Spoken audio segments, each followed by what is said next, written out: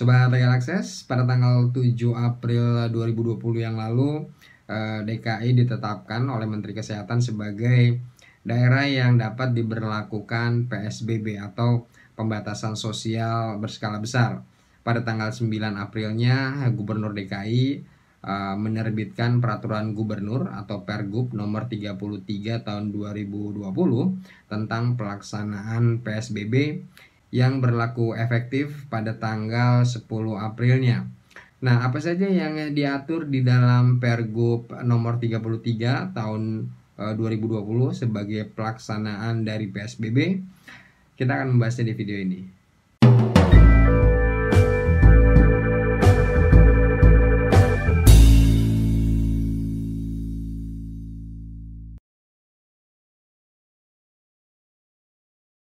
Pergub nomor 33 tahun 2020 merupakan panduan bagi pelaksanaan PSBB di DKI Jakarta. Di dalam Pergub tersebut, PSBB di DKI Jakarta itu dilakukan dengan cara membatasi aktivitas luar rumah setiap orang yang tinggal atau yang berkegiatan di DKI Jakarta. Nah, kalau berdasarkan Pergub nomor 33 tahun 2020, pembatasan-pembatasan itu dilakukan ada 6 bidang. Ada pembatasan kegiatan di sekolah atau lembaga pendidikan, pembatasan di tempat kerja atau kantor, pembatasan keagamaan di rumah ibadah, pembatasan kegiatan di tempat umum atau fasilitas umum, pembatasan kegiatan sosial dan budaya, dan pembatasan pergerakan orang dan barang dengan menggunakan moda transportasi.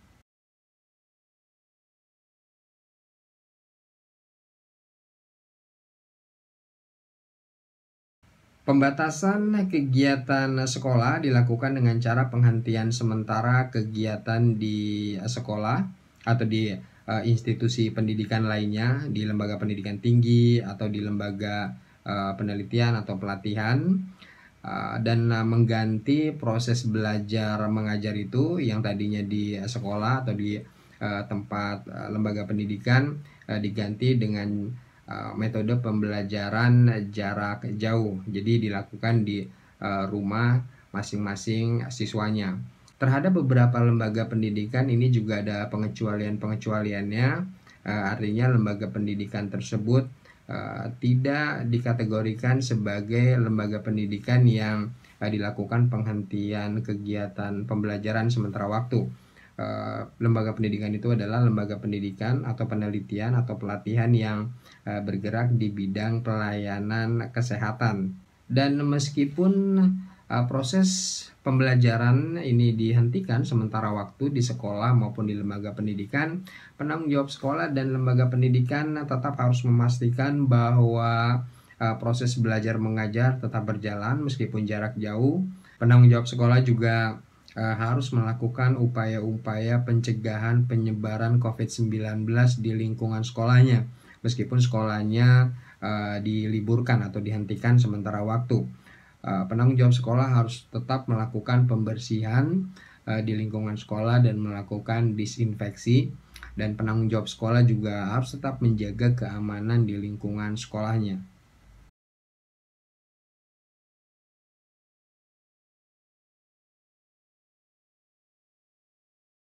Pembatasan di tempat kerja dilakukan dengan cara penghentian sementara waktu aktivitas bekerja di tempat kerja atau di kantor, dan wajib menggantinya dengan proses bekerja dari rumah atau dari tempat tinggal.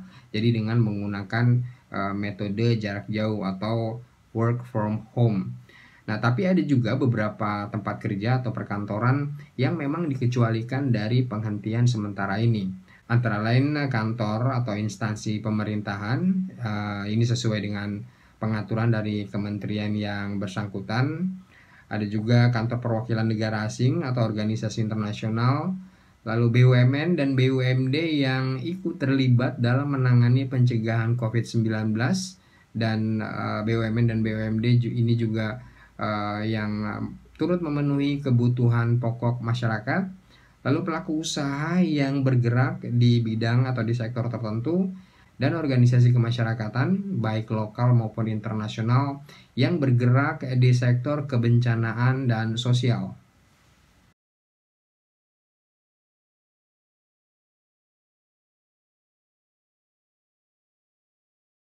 Pembatasan berikutnya adalah pembatasan kegiatan keagamaan di rumah ibadah atau di tempat tertentu. Jadi kegiatan keagamaan di rumah ibadah atau kegiatan keagamaan di tempat lain, di tempat tertentu, ini juga dibatasi, dihentikan untuk sementara waktu. Akan tetapi beberapa kegiatan yang sifatnya penanda waktu beribadah, seperti misalnya azan atau pembunyian lonceng atau penanda kegiatan ibadah lainnya, ini masih diperbolehkan untuk dilakukan. Nah, bagi penanggung jawab rumah ibadah ini tetap harus melakukan tindakan-tindakan antisipatif dalam mencegah penyebaran COVID-19 di lingkungan rumah ibadah itu dan juga menjaga keamanannya. Jadi penanggung jawab rumah ibadah berkewajiban untuk memberikan edukasi atau pengertian kepada jamaahnya untuk melakukan kegiatan ibadah di rumah masing-masing.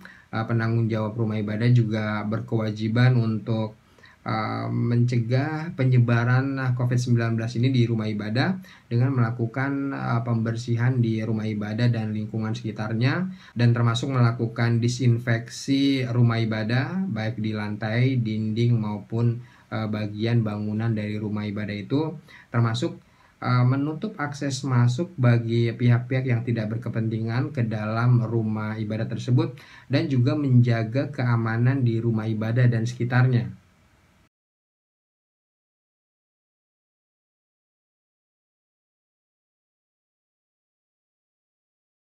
Pembatasan kegiatan di tempat umum atau di fasilitas umum dilakukan dengan pelarangan berkegiatan lebih dari 5 orang di tempat umum atau di fasilitas umum, kecuali untuk kegiatan-kegiatan dalam rangka memenuhi kebutuhan pokok, kebutuhan sehari-hari, dan melakukan olahraga secara mandiri.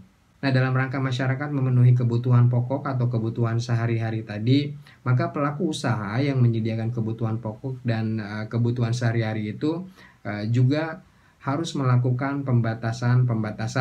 Pembatasan itu antara lain mengutamakan pemesanan jarak jauh dengan fasilitas layanan antar, juga melakukan disinfeksi terhadap tempat usahanya, menjaga stabilitas ekonomi dan daya beli konsumen dengan cara tidak menaikkan harga barang, mendeteksi suhu tubuh karyawan dan konsumen yang memasuki pasar atau toko dan memastikan dia tidak sedang sakit, lalu melakukan pembatasan jarak antara konsumen atau physical distancing yang datang ke pasar atau toko minimal 1 meter. Kemudian mewajibkan karyawan untuk menggunakan pakaian kerja sesuai dengan pedoman keselamatan dan kesehatan kerja, dan melaksanakan anjuran cuci tangan dengan sabun atau hand sanitizer kepada karyawan dan konsumen, dan memfasilitasinya di toko atau di pasar, dan diletakkan di tempat yang mudah diakses atau dijangkau.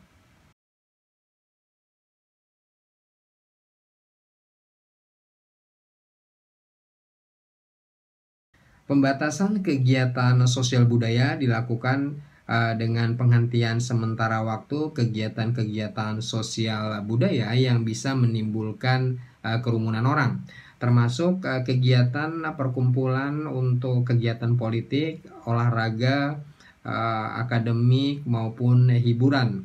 Tetapi ada beberapa kegiatan-kegiatan tertentu yang memang masih diperbolehkan, tapi dilakukan dengan pembatasan, yaitu kegiatan khitanan, kemudian pernikahan, dan pemakaman untuk orang yang meninggalnya bukan karena COVID-19.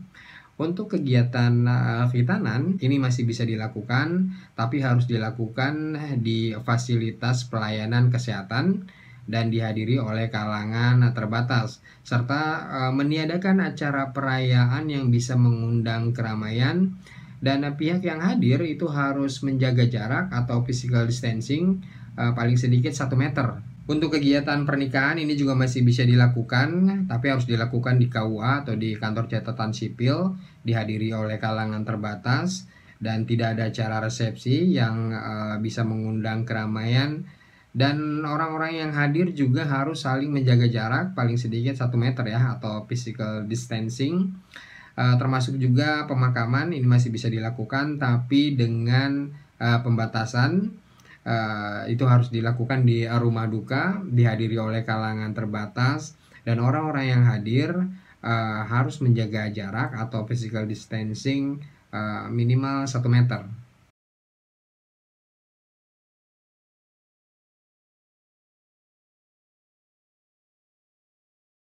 Untuk pergerakan orang dan barang yang menggunakan moda transportasi, pada prinsipnya begini.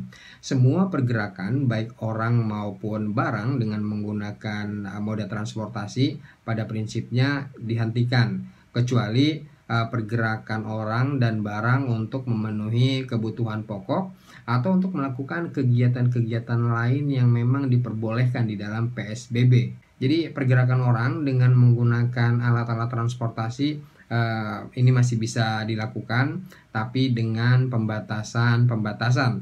Seperti misalnya penggunaan mobil penumpang pribadi, ini hanya bisa digunakan untuk memenuhi kebutuhan pokok saja, tetapi ketika digunakan harus dilakukan disinfeksi setelah dipakai.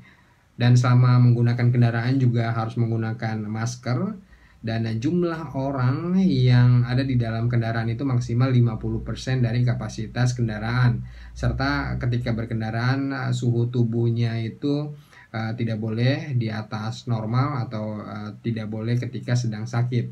Begitu juga sepeda motor pribadi ini bisa digunakan untuk pemenuhan kebutuhan pokok, akan tetapi harus didisinfeksi setelah dipakai.